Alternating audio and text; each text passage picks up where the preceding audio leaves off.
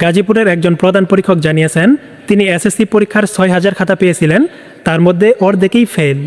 এবং তিনি আরও বলেছেন বিগত ১০ বছরের মধ্যে এবারে ফেলের রেকর্ড হবে সর্বোচ্চ। তাহলে এবার বুঝো এবারের এসএসসির ফলাফলটি কেমন হতে চলেছে। হ্যালো এভরিওয়ান, আসসালামু আলাইকুম।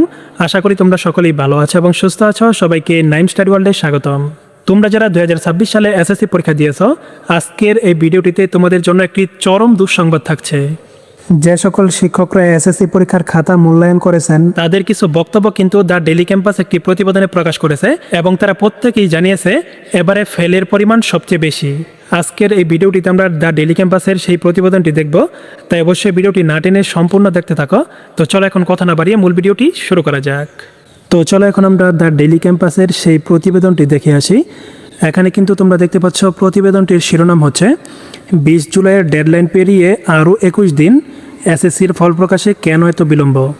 এই প্রতিবেদনটি কিন্তু গতকাল প্রকাশ করা হয়েছে এবং তারপর দেখো এখানে এসএসসি পরীক্ষা কেন পিছিয়েছে তার বিভিন্ন কারণের কথা বলা হয়েছে। যে এসএসসির ফলাফলটি প্রস্তুত করা হয়নি, যার কারণে কিন্তু ফলাফল প্রকাশের তারিখ পিছিয়ে গেছে। কিন্তু তারপর একটু নিচে যদি তোমরা খেয়াল করো তাহলে কিন্তু দেখতে পারবে পরীক্ষকদের অভিজ্ঞতায় ফেলের হার বেশি। এখান থেকে আমরা একটু পড়ি। ঢাকা, রাজশাহী, বগুড়া, ঝিনাইদহ, বরিশাল, সিলেট, চট্টগ্রাম সহ দেশের বিভিন্ন জেলার ২০ জন পরীক্ষকের সঙ্গে কথা বলে জানা গেছে চলতি বছরের এসএসসি পরীক্ষার সামগ্রিক ফলাফল খারাপ হতে পারে।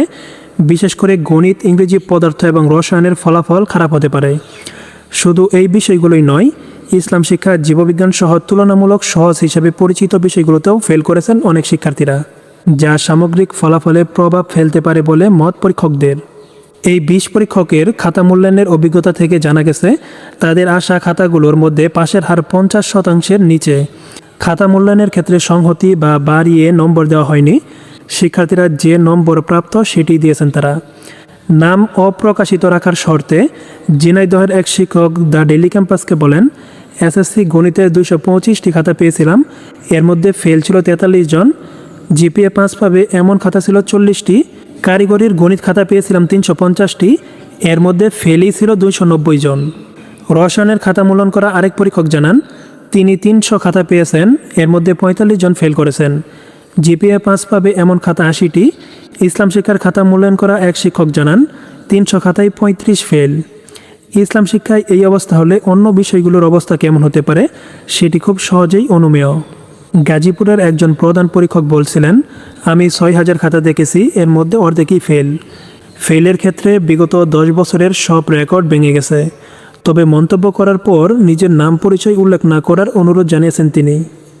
আশা করি এখন তোমরা বুঝতে পারছ কী কারণে এসএসসির ফলাফল প্রকাশ করতে এত দেরি হচ্ছে।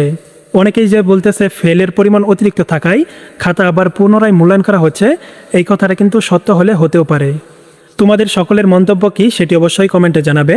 আজকের মতো এখানে বিদায় নিচ্ছি, আবার দেখা হবে পরবর্তী ভিডিওতে। ততক্ষণ পর্যন্ত সকলেই ভালো থাকবে এবং সুস্থ থাকবে। আল্লাহ হাফেজ।